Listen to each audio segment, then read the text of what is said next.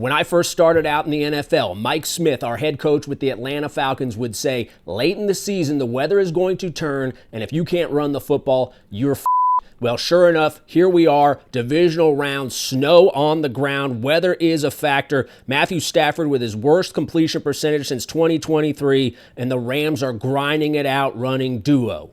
I'm Andrew Whitinger. I was a member of coaching staffs in the NFL for 11 seasons, 7 with the Falcons, 4 with the Bucks, and in this video we're going to take a look at the Rams running duo. Duo is probably the most popular run play in the NFL right now, a double team, strong side, downhill run designed to create seams from tackle to tackle.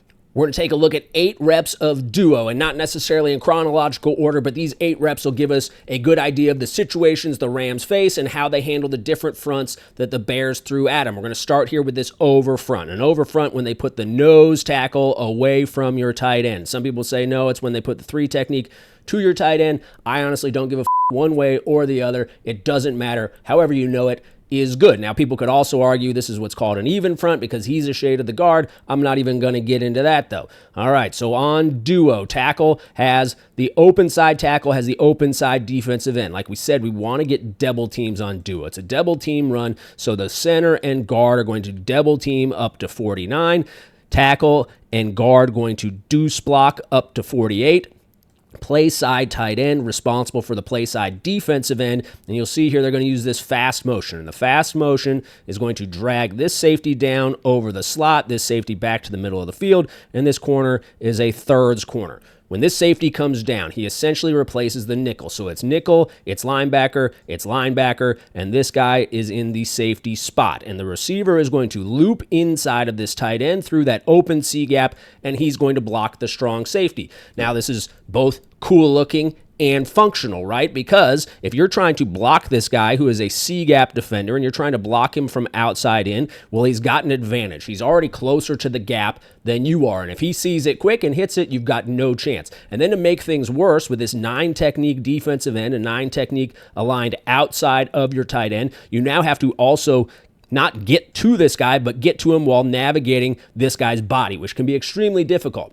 When I was with the Bucks, we ran a decent amount of this, and we had to do this very same thing. We were a little too early to the party. We weren't part of this new wave of insert everything, so we would have to come through the heels of this defensive lineman as tight as we could to get on that guy's body before he could trigger against the run. You'll see these double teams, they do a good job, come off to 48, who's hitting it downhill, and the back does a great job of finding a little crease in there, squirting downhill, getting 7 yards on the play. Next rep, another over front. You'll see formation a little different. We've got the 3 receivers starting on one side, and they're going to motion Nakua across. He's going to end up inserting through that same open C gap on the same player, the guy who they believe is the strong safety here in this single high defense. So he gets on his blocks. You'll see this ball goes back door and gets downhill. So typically on duo, the back is going to read the strong side linebacker spot. And I know I'm drawing a circle around nobody because there is no strong side linebacker right here. He's going to read that spot, and if that guy comes downhill, he's going to bounce. And if that guy is playing over the top of this double team block right here, he's going to hit it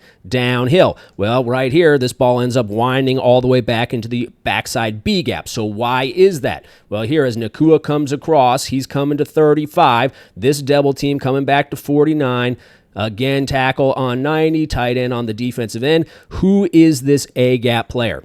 This nickel has stayed outside. You can see he's telling everybody to bump.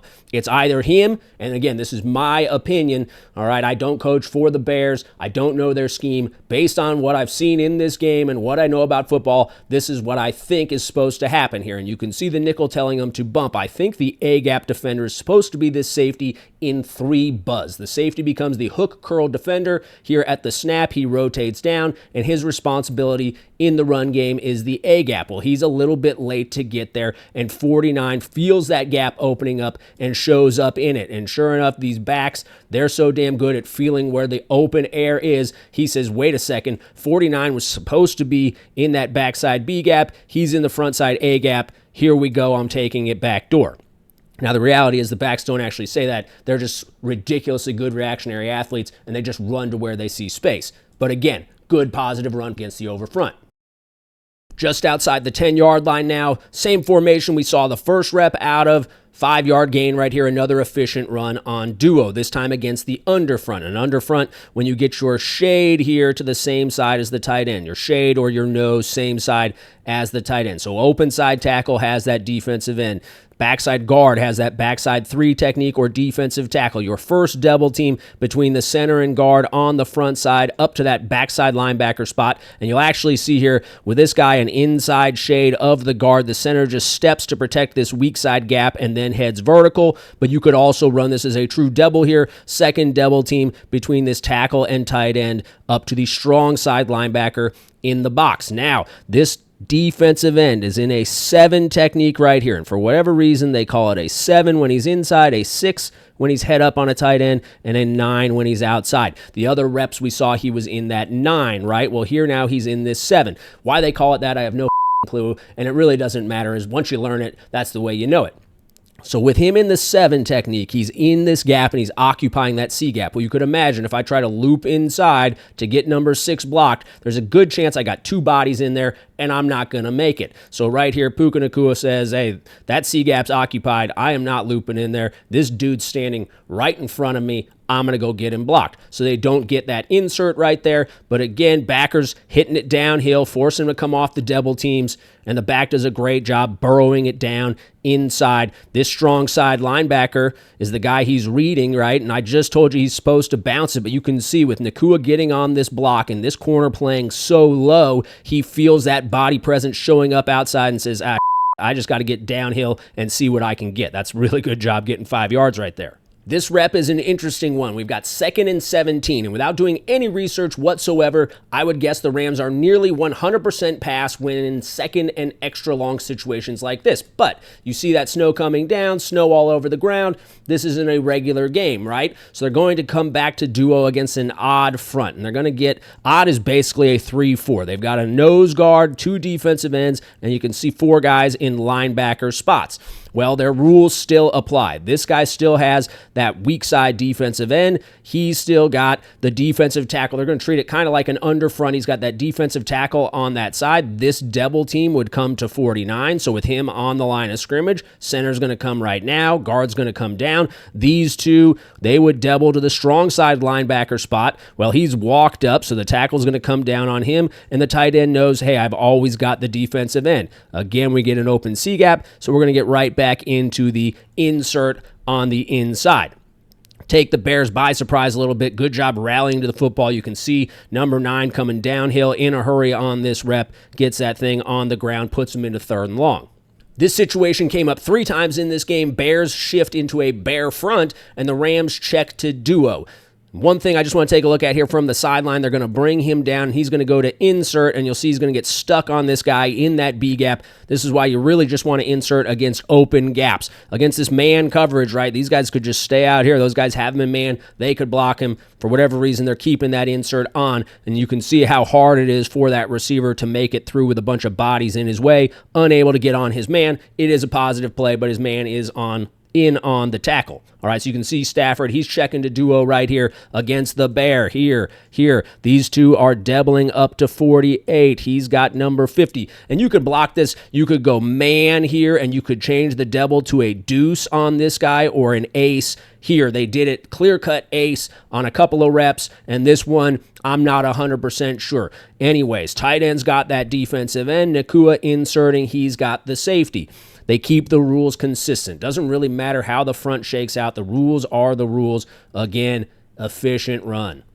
Now, it wouldn't be a Rams tape if we didn't take a look at them running it out of 13 personnel. So here they're in a 4-minute mode trying to run out the clock. They get the 3 tight ends on the field. You can see safety hits that thing downhill in a hurry, and they take a loss on the play. So what goes wrong? Well, they keep their rules the same. This probably helps them get consistency regardless of formation, regardless of personnel group. Everybody knows exactly what they're doing. So on this backside, tackle has the defensive end. Guard has this 3 technique. Front side double teaming to that linebacker spot, the backside linebacker here, number 49. The next double team coming up to number 48, the strong side linebacker spot. This Sam linebacker on the line of scrimmage, he's handled by that 3rd tight end. And Nacua, that receiver out there, he's got to block most dangerous between the corner or the safety, whoever shows up. The problem becomes this tight end on the weak side now. He has replaced the weak side X receiver. He is responsible, when they keep their rules the same, he's responsible for this free safety. And this guy, just like we talked about earlier, when you're trying to block a man who's lined up closer to the gap that he's going to hit than you are, you probably are in trouble. And sure enough, that's what happens right here. 31 hits this thing downhill in that A gap. No chance for that tight end to get to him. So how do you combat that? Well, what a lot of teams will do is they'll change their identification. So on that last look, this was the Will, this was the Mike, this was the Sam linebacker, and this was the free safety in the box. So when you see a quarterback, they get up there and he rises up and he says, no, 49's the Mike, 49's the Mike. They're saying, all right, screw who they really are. We just re-ID'd and we're going to give them new assignments. So 49 is now the Mike, 31 is now the Will. That's our Sam, and that's our strong safety. So they would bring Nacua down. He would block this linebacker who's playing the strong safety spot. They would double up to the Sam with these two tight ends. They would double to 49 now here with these front side guys. They would double up to the Will with the center and guard. Tackle would stay on the end, and this tight end would arc release and get number 1. That could mitigate their problem in this scenario, but at the same time, it's another level of thinking, another level of adjustment that you have to be ready to do. And it's really damn loud right there. You'll see tight end right here. He's got his hand on the attached tight end. You know why he's doing that? It's because he can't hear out there, and he's waiting to field this guy move. He knows he can't look in and see the ball because he's got to see what's in front of him so he can block it. So as soon as he feels that guy move, he knows the ball's been snapped, and now he can move. 2 more reps down on the goal line now. Back to that 3-by-1, bringing the receiver across to block support on the strong side.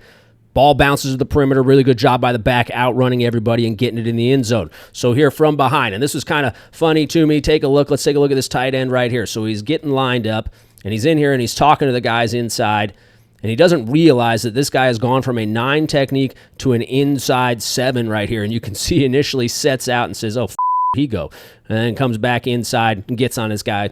Funny to me, maybe not funny to you. I'm okay with that. All right, so they're still going to do their insert on the backside. And this is going to have to insert all the way into that A gap. And you see he starts coming in, says, oh, there's guys in my way. Got to go all the way to the A gap. Does get on his man against this underfront. Here.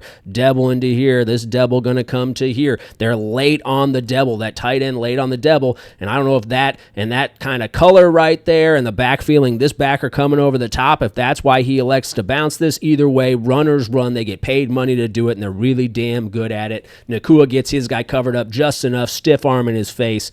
Touchdown Rams. Final rep we're going to look at again here by the goal line. They get a gaps look this time. This is a really good job by the back, willing his way into the end zone. You'll see they can't get everybody blocked on this rep, and they get kind of a gaps look. So they got 2 guys in these A gaps. This defensive end is in this strong side B gap. Defensive end on the weak side, though, still on the outside. So the tackle is responsible for 94 right here, and they're going to loop inside, and again, he's still got 35, and they're going to double team going back to number 48, and on the front side, because of this look, they got to come down, and down here. Nacua coming across. He's got number 1 in the red zone, low red zone. You can't block everybody. Number 9 going to be the free hitter. Back's got to run on him if he makes it there. Well, the problem is this double team with strong side action. This double team, guard and center here, 48 comes over the top. They've got no chance, right? No chance are they going to be able to make it. These A gaps covered up. Nobody can get to 48. He's a free hitter as well. Well, again, backs get paid money to do this. Take a look at this crease that he sneaks through. It's literally less than an arm's length, and 48 loses his balance in the snow, and the back gets through there, somehow maintains his balance and gets in the end zone, takes the big hit coming from the backside. Awesome job by the running back getting that thing in the end zone through the tiny crease. That's the Rams running duo in the snow, and like Coach Smith said, late in the season, the weather's going to turn. If you can't run the football, you're